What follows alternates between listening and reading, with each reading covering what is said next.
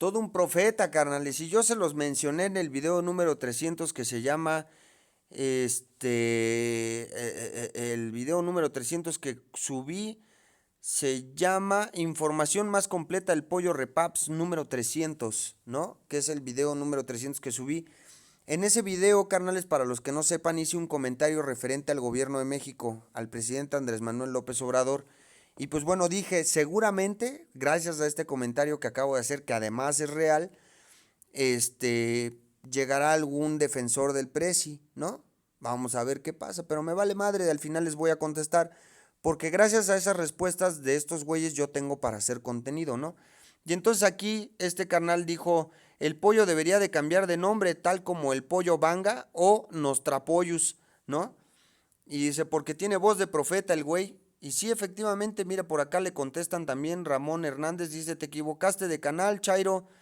Los que trabajamos en las apps odiamos al presidente por los impuestos que impuso a plataformas digitales, a pesar de que una de sus promesas de campaña fue no crear nuevos impuestos. Y exactamente, ¿no? Y entonces acá nos dice, y lo voy a leer y lo voy a ir contestando parte por parte, ¿no? Dice, pollo, no mames, tú eres de cuna priista. Bueno, para empezar, la gente que me conoce de muchos años, güey, sabe que soy una persona completamente apartidista. Yo no tengo un color favorito, ni tampoco soy fan ni defensor de ninguna figura política. De ninguna. Incluso hay videos, o no sé si lo grabé en video o lo estaba mencionando y mejor decidí borrarlo y hacer otro video porque así le hago a veces. Porque creo que en alguno de los videos he mencionado temas políticos. Pero llegué a decir que el problema de ahorita de lo que se está viviendo no es solamente del actual, es responsabilidad del actual el mejorarlo, pero pues no tiene la intención de hacerlo, ¿no? Pero no es solamente lo que está pasando ahorita, o sea, hay muchas cosas que vienen de atrás, del sexenio de Peña Nieto, del sexenio de Calderón, cosas que se hicieron mal y todo. Pero este presidente, López Obrador, desde 1994 no había un presidente en México que al inicio de su sexenio tuviera el poder de las cámaras, o sea, Cámara de Diputados y Cámara de Senadores, porque no contaban con la mayoría desde 1994. O sea, el último presidente que había tenido el poder de las cámaras, la gran mayoría en cámaras, para poder aprobar lo que se le antojara a su puta y regalada gana, fue Cedillo. Fíjense nada más, Fox, por algunas pocas iniciativas, que fueron dos nada más iniciativas que mandó a los congresos y que no le fueron aprobados, fue porque la mayoría de las cámaras era priista. Y el problema de México no es realmente si es López Obrador, si es Peña Nieto, si es Calderón, si es Fox, si es Cedillo, si es Carlos Salinas de Gortari, si es López Portillo, si fue Miguel de la Madrid, o sea, no importa el presidente de la República. El gran cáncer del país es la clase política, sin importar colores. De eso yo me he dado cuenta y eso es lo que yo he dicho muchas veces. El gran cáncer del país es precisamente la clase política, pero en general. No importa el partido. Desde 1994 llevamos escuchando, bueno, más bien desde 1988 en México llevamos escuchando los mismos y los mismos argumentos. Por ejemplo, en 1988, cuando Carlos Salinas de Gortari le roba la presidencia a través de un fraude electoral a Cuauhtémoc Cárdenas, creador precisamente del Partido Revolucionario Democrático, ¿no? ¿O cómo se llama? El PRD. Bueno, imagínate, güey, ni siquiera sé cómo se llama el pinche PRD, güey, pero bueno, es el PRD, ¿no? Este, fue el creador, ¿no? Cuauhtémoc Cárdenas. Entonces, gana Carlos Salinas de Gortari a través de un fraude electoral, que el fraude electoral es hecho por Manuel Bartlett. Y resulta que hoy Manuel Bartlett pertenece a Morena y es el director de la CFE. Y López Obrador se la pasa diciendo en sus mañaneras, parece que no tienen memoria. No, el que no tiene memoria eres tú, porque en cuanto se afiliaron a tu partido, entonces los canonizaste y los perdonaste de todas las tranzas que habían hecho atrás. Y ve los escándalos que hoy tienen. De cuántas casas tienen, de cuánto dinero tienen, de cuántas empresas tienen. Un chingo de mamadas, ¿no? Pero decidió canonizarlos a todos y perdonarlos a todos y ponerlos ahí como santos, ¿no? Es el primer presidente de la República que a los 6 meses de gobierno le renuncia el primer secretario de Estado. Fíjense nada más, ¿no? Pero bueno. Y así ahorita les voy a dar otros datos. Dice, defiendes todo lo anterior, todo lo del anterior régimen. ¿Cuál es el anterior régimen? ¿El de Peña Nieto? No es cierto. Yo he dicho que Peña Nieto fue el que provocó el hartazgo social para que López Obrador ganara. Así de simple. Por todo lo que pasó, por todo lo que hicieron los gobernadores priistas, por el hijo de puta que les inyectó agua a los niños con cáncer y los mató en Veracruz. Y que se robó un chingo de dinero que, por cierto, hoy el gobierno de Morena ya le regresó sus cuentas, ¿no? O sea, todo lo que se robó ya se lo regresó. En vez de habérselo retenido y tratarlo como un criminal, ya se lo regresó, ¿no? Igual a la maestra Elvester Gordillo que desmadró la educación en México, a ella también ya la perdonó, ya le regresó también sus bienes, ¿no? Ya le descongeló cuentas y todo, y la maestra hoy está planeando en hacer un partido nuevo. Imagínense, cabrón. Todo eso está pasando dentro de la 4T, ¿no? Por otro lado, o sea, por ejemplo, hay güeyes que están cumpliendo su proceso penal por haber robado un pan Bimbo en un Oxxo, están cumpliendo su proceso penal en una cárcel. Y Lozoya, el exdirector de Pemex, está cumpliendo su proceso en su casa. Imagínense, ¿no? O sea, los privilegios que tiene el tener poder, ¿no? Nada más, para que vean, el tener dinero, el robar altas cantidades de dinero, esos son los privilegios que te dan. No cumplir tu proceso en la cárcel, sino en tu casa, ¿no? Pero bueno, por otro lado, dice, em, nunca, no te he escuchado un comentario al régimen anterior. Bueno, ya lo acabas de escuchar, ¿no? También dije del gobierno antes del de Peña Nieto que la estrategia de seguridad que había planteado el presidente Felipe Calderón era errónea. ¿Por qué?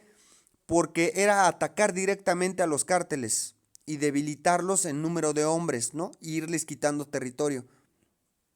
Pero una vez capturados los capos, era cuando congelaban las cuentas y tenía que haber sido al revés.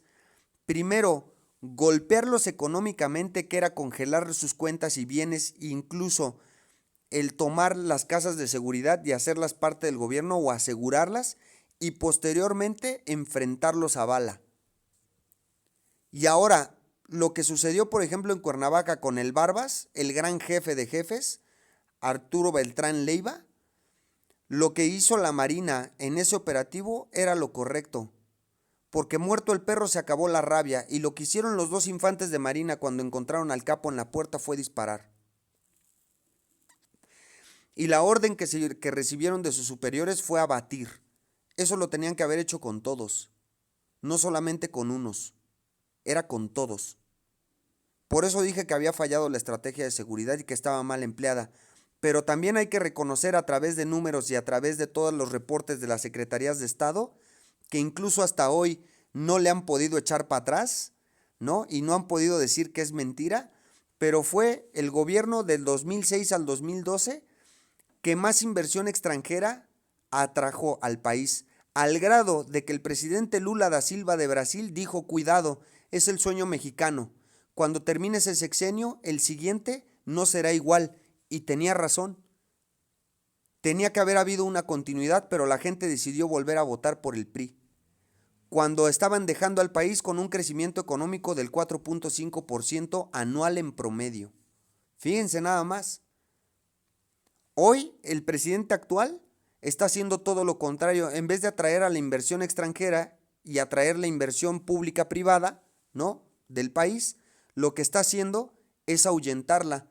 Hoy ninguna empresa mexicana ha decidido invertir para la apertura de mayores plazas de empleo. Hoy, a partir de marzo a la fecha, ha salido del país 380,000 millones de dólares por parte de la iniciativa extranjera, de las empresas extranjeras que han retirado todos sus capitales. 380,000 millones de dólares. Retiraron su inversión de México. ¿Qué fue lo que provocó? 18 millones de personas desempleadas, gracias al presidente López Obrador.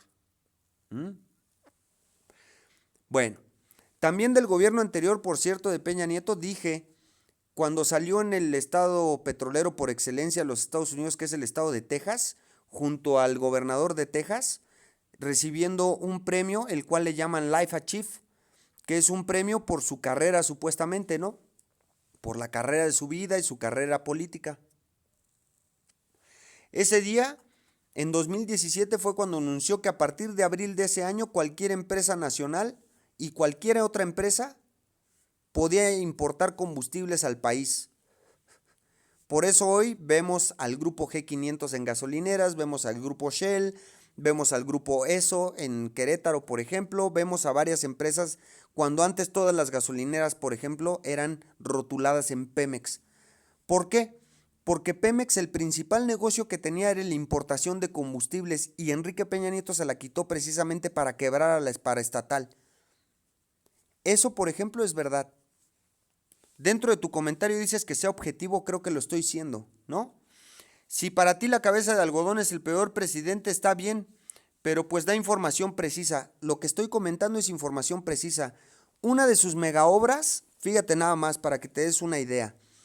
Cuando él quiso crear la refinería de Dos Bocas, el terreno que ahorita están construyendo en Dos Bocas, las empresas internacionales, bueno, él en su mañanera dijo que ninguna empresa nacional tenía la experiencia para poder poner una refinería ahí. Mis amigos de otras partes del mundo, después de escuchar este video, seguramente pondrán comentarios como, tienes razón, güey, el presidente que tienen es un pendejo. Vas a ver, soy profeta, recuerden que soy, ¿cómo dijo nuestro canal? Nostrapollos, ¿no? Fíjense. Entonces seguramente habrá comentarios de Argentina, de Chile, de Colombia en este video que digan, tienes razón, pollo, tu presidente es un pendejo. Fíjate. Entonces dijo que ninguna empresa nacional tenía la experiencia para construir una refinería de esa magnitud. Y entonces contrató a 2 empresas extranjeras para que hicieran la validación del terreno. Al final los informes de las 2 empresas extranjeras fueron los mismos y dijeron, nosotros no nos aventamos el tiro. ¿Por qué? Porque es una zona de manglares junto al mar y es un terreno propenso a inundaciones que no resiste a una refinería de ese tamaño para esa capacidad. Además de que el terreno es más chico para la refinería y para la producción que requiere o para la producción que propone el presidente de la República. Necesitaríamos un terreno más grande y que no sea propenso a inundaciones, sobre todo por los contenedores de almacenamiento. Ok, bueno, al día siguiente de que habían presentado el informe, salió el presidente de la República a decir, bueno, pues entonces Pemex y la Comisión Reguladora de Energía serán los encargados de la construcción de la refinería de Dos Bocas. Pues no, que no había experiencia. Y resulta que hoy durante la construcción se les ha inundado 2 veces. En construcción. Nada más para que te des un quemón. Ahora, vamos al Tren Maya y al final vamos a hablar del aeropuerto de Santa Lucía. El Tren Maya tiene 2 tramos que sus mismos asesores, la misma gente de comunicaciones y transportes, el ingeniero Javier Jiménez Espriu, que era el titular de la Secretaría de Comunicaciones y Transportes, le dijo al mismo presidente de la República que solamente 2 tramos del Tren Maya, de los 7 que lo conforman, eran viables y rentables, que precisamente son los 2 tramos que ya tienen vía, ¿no? Y bueno, el presidente dijo, pues se construye completo. Nuevamente la Corte le pidió que antes de iniciar y antes de dar el banderazo de salida de construcción, entregara un informe de impacto ecológico y un informe de impacto arqueológico. Y el tercer informe importante, que es el de impacto de viabilidad. Bueno, no lo hizo, dio el banderazo de salida y resulta que hoy uno de los tramos, sí sabes por qué se llama el Tren Maya, porque pasa por la ruta Maya de la península, ¿va? Por eso es que le llaman Tren Maya, porque pasa por la ruta Maya de la península. Bueno, en el tramo número 5, por donde pasa la vía, es zona de cenotes y no se puede construir sobre cenotes. ¿Por qué? Número 1, para meter las vigas tendrías que perforar el cenote y afectarlo en su naturaleza. Número 2, la vibración de las vías podría provocar el derrumbe de los cenotes que todavía no son explorados y no sabemos si hay vestigios arqueológicos mayas, que es una de las culturas más importantes que tenemos en el país. Fíjate, y el tramo número 7 está dentro de selva y resulta que la selva de Calakmul está considerada como el segundo pulmón más importante de América después del Amazonas. Y además es una selva en donde viven 2.500 ejemplares de jaguar que son especie en peligro de extinción. Y además de todo, la selva de Calakmul está considerada por la UNESCO, organismo de la ONU, como patrimonio mixto de la humanidad. Por lo tanto, no puede sufrir alteraciones, pero a tu presidente le va a valer verga y le va a cruzar un tren por en medio. Ah, por cierto, también vive una especie de tucán que solamente vive en la selva de Calakmul y que también está en peligro de extinción. Y además de todo lo va a hacer con un tren a base de diésel, en vez de hacer un tren eléctrico como los chinos le proponían. ¡Qué barbaridad!, ¿verdad? Ahora vamos al aeropuerto de Santa Lucía. El aeropuerto de Santa Lucía de la misma forma le pidieron estudio de impacto arqueológico, y estudio de impacto ambiental y estudio de viabilidad. No los presentó, dio el banderazo y comenzó la construcción, valiéndole verga lo que hubiera dicho la corte y un juez federal, ¿no? Entonces comenzó, todo bien, y un día se dieron cuenta que había un pinche cerro que les estorbaba para construcción de pistas. Y dijeron, putísima madre, ¿qué hay que hacer? Demoler el pinche cerro, pero sale carísimo. Y el Instituto Nacional de Arqueología de México, ¿no?, dijo, en las faldas del cerro encontramos pedacitos o vestigios de vasijas aztecas, de la cultura azteca, y hay que seguir explorando el terreno para ver qué más encontramos. Perfecto. ¿Qué hay que hacer? Y dijeron redireccionar las pistas. Y la IATA, organismo internacional, uno de los más importantes de aeronáutica civil, le dijo, no puedes redireccionar pistas, no sean pendejos. Y entonces el ingeniero Riobó preguntó el por qué. Le dijeron, porque los instrumentos de despegue y aterrizaje de los aviones están orientados hacia el norte y todas las pistas de todos los aeropuertos del mundo están orientadas hacia el norte precisamente por los instrumentos de los aviones. Si tú reorientas las pistas, lo que puedes provocar son accidentes aéreos. Ah, bueno, entonces la deslizamos hacia atrás. Y entonces dijeron, sí, las deslizamos hacia atrás, pero ya no nos alcanza el terreno. Y entonces el presidente dijo, entonces compren los terrenos de atrás. Bueno, hoy tienen una demanda porque a una de las personas que era dueño de los terrenos que están atrás, que ya tomaron estos güeyes para la construcción, resulta que no le pagaron. Y entonces tiene una demanda ante una corte federal. Imagínate, otro problema más. Y posteriormente, en el lugar donde iban a construir la torre de control o donde llevan a cabo la construcción de torre de control, resulta que por no tener el estudio de impacto arqueológico, encontraron 100 esqueletos de mamuts. Y dijeron, ¿ahora qué hacemos, güey? Pues un museo adentro del aeropuerto. Un museo que no estaba dentro del presupuesto y terrenos que tampoco estaban dentro del presupuesto de la construcción del aeropuerto de Santa Lucía. Por su necesidad de cancelar el aeropuerto de Texcoco, hoy el aeropuerto de Texcoco llevaría un avance de construcción del 55%, hoy en día. Pero no lo tiene porque decidió cancelarlo y construir el de Santa Lucía, al cual ya le salieron todos los problemas habidos y por haber, además de que está destruyendo la base militar aérea estratégica del país, que es precisamente para el despliegue de tropas en cualquier evento que tenga el país o problemática. ¿Cuáles son los eventos, por ejemplo? Desastres naturales, como lo que ocurrió al norte del país por la llegada del huracán, que ingresó a los Estados Unidos y se debilitó y causó muchas inundaciones en el norte de nuestro país y no pudo despegar ninguna aeronave del aeropuerto de Santa Lucía para el apoyo de tropas del ejército mexicano para activar el plan DN3 y no llegó la ayuda como tenía que haberlo llegado. Fíjate nada más. Ahora, ¿de qué temas quieres hablar? Porque dices que nunca hablo, por ejemplo, o que siempre hablo de los demás, ¿no? O que nunca hablo mal de los gobiernos anteriores. ¿De qué quieres hablar de los gobiernos anteriores? Si quieres, carnal, te puedo hacer un canal especializado para ti hablando de política, para que veas cómo sí está mal tu presidente. El día de hoy, gracias al haber cancelado el aeropuerto de Texcoco, asustó a la iniciativa privada y sobre todo a la iniciativa privada extranjera, al grado de que de marzo para acá han retirado de inversión 380,000 millones de dólares, los cuales han generado 18 millones de desempleados en el país. ¿Está mal tu presidente o no?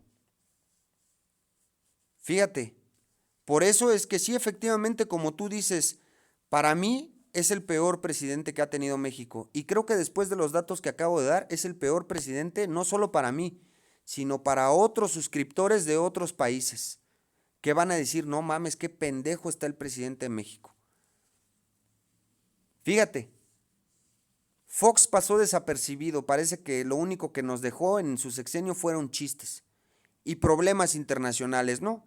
Una fricción con Hugo Chávez y una fricción con Fidel Castro. Hay fricciones en Estados Unidos y Canadá también. Calderón, una mala estrategia, pero bueno, por lo menos inventó lo del Buen Fin, ¿no? Que genera que la economía de México se reactive. Inventó los puentes largos, ¿no? Que supuestamente son para incentivar el turismo nacional, ¿no? Para que la gente viaje más, la gente del país, o sea, los mexicanos viajen más. Y eso reactivó la economía al grado de que, te vuelvo a repetir, dejó al país creciendo en 4.5. Entonces, después de haberte dado estos datos, seguramente vas a decir que ya no soy priista, ahora vas a decir que soy calderonista. Si se trata de ser objetivo, hay que ver lo bueno que hicieron los sexenios anteriores. Y el único que tiene resultados positivos, casualmente, es Zedillo, que alcanzó a rescatar la economía como pudo después del grave error de diciembre, que fue una crisis que estuvo fuerte para el país, en el grado de que se devaluó por completo nuestra moneda y se tuvo que cambiar de miles a pesos.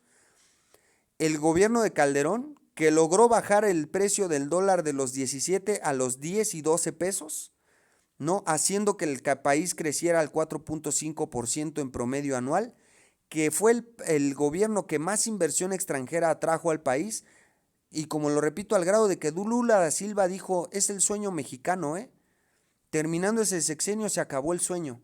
Y efectivamente tuvo razón Lula da Silva, un presidente populista. Pero logró que la Volkswagen sacara plantas de Brasil y las trajera a México.